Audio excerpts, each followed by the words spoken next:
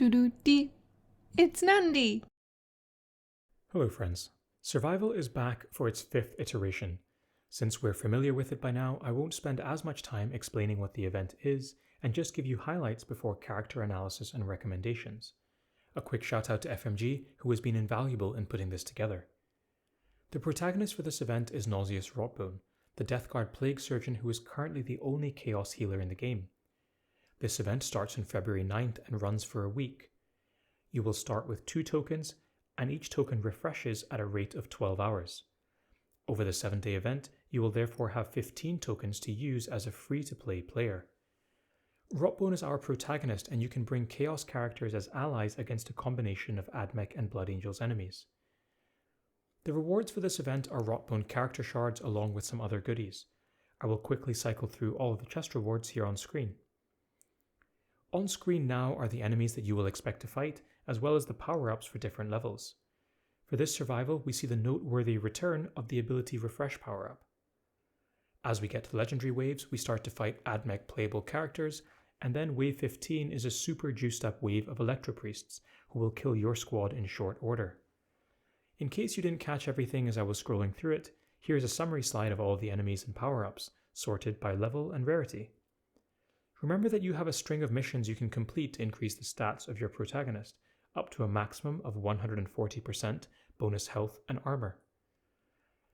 We have seen some of the enemies here before. The Skitari are the same as the summons from Tangita, and the Intercessors are the summons brought in by Matineo. There are 2 new NPCs, the Tech Priest Engine Seer and the Electro Priest. The former is a healer, and probably for the purposes of the survival event, you don't need to know too much more than that. The big challenge for this survival, though, is the Electro Priest for 2 reasons. These NPCs have the Resilient trait, which makes them difficult to kill, and they can also suppress 2 of your units at once. I'm highlighting them in particular because they will shape the team and strategy you use more than anything else in this event. Before we move on to the map, the key wave to defeat for this mode is level 11. Defeating enemies of this wave gives you 3 legendary experience books. You can see here the stats for the enemies on wave 11. On screen here are the stats for the enemies on wave 15, the supposed impossible to complete level. On every other survival, my guildmate and friend General Zod has managed to clear this supposed unkillable wave. For this video, I have some tips if you want to try and do so yourself. This is the map that we play on. Enemies enter from these 4 spawn points. These 5 hexes in the middle are your character spawn points. There are a couple of things to point out. It's a small map, and that helps us since the Chaos units are generally quite slow.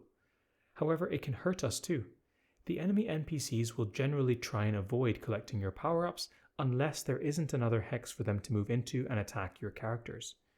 Due to the small nature of this map, in my testing I found that they stole our power-ups reasonably often. Let me show you what I mean. Let's say that one of your characters goes to pick up a power-up here and then kills the final enemy of the wave. Then the next power-up spawn and the new enemies arrive onto the battlefield. The Electro Priest has 3 movement and a melee attack, so the only option they have in order to attack Kharn is to move straight up, take the power-up and attack our character. Next up is movement. It isn't super obvious, but these hexes here are impassable, so if you want to reach down to the 6 o'clock position, you'll need to move through this funnel or around the sides. It's worth mentioning since that funnel point is a popular spot for power-ups. Also note that there are no choke points that are only 1 hex wide, apart from the bridge on the top left side of the map. The other nice thing about this map is the elevation.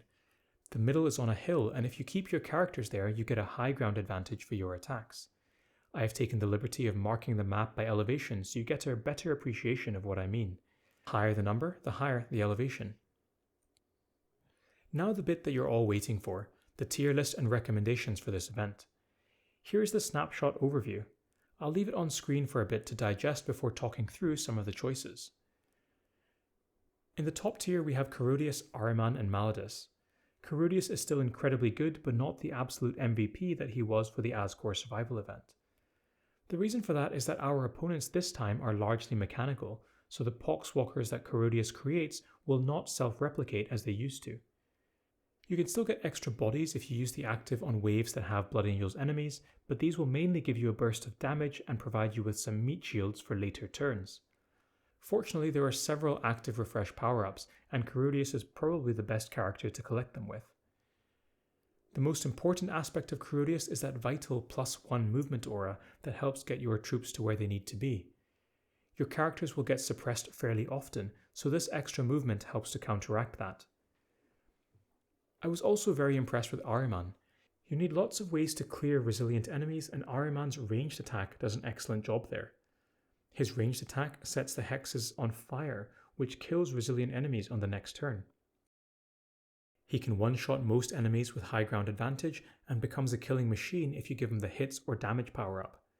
It's worth noting that the hits power-up also applies to the extra hit given by his Psyker Smite attack, turning that from 1 bonus hit to 3 bonus hits. Also note that the map starts with a lot of tiles that are on fire, so on Ahriman's first turn his active can clear a lot of enemies. The third character on this top list is Maladus. He's very tanky, cannot be suppressed, and can clear multiple enemies in one turn. In order to do that reliably, you probably want to give him the extra melee hits power-up that is available in the early turns of the game. In the good tier we have Archimatos. Although he is flimsy and cannot kill anything by himself, you'll often find yourself with plenty of enemies that have been reduced to less than full health, or survived due to the resilient trait. Archie can snipe them from afar, netting you summons along the way. There are few more useful things in this game mode than repeatable summons.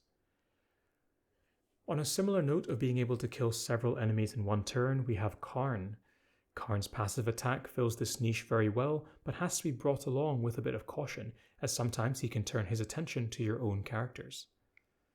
The last character in this good category is Abraxas. His active can also clear several enemies around him and provide many bodies. If you don't have Corrodius, he's a good character to collect the active ability refreshes. Here are some additional comments on other characters that you might have been thinking about. Toth can get some decent damage at range from the high ground in the middle of the map, can heal himself and relieve stress from Rotbone. He also does fire damage, which is useful against resilient characters, and adds flame hex effects to the battlefield for Ahriman's benefit. Angrax isn't quite good enough against rarity capped enemies, and if you try to give him lots of power-ups in order to make him useful, you're really jumping through hoops just to bring a substandard character to this fight. Rask in theory should be good, however he can't kill multiple enemies in one turn and has quite low damage. His flame attack is useful for the reasons mentioned before, but again I was generally quite underwhelmed by him. Pestilin provides extra blast damage through his passive, but I found him to be too slow to reliably buff your other units, and you're better served bringing another character.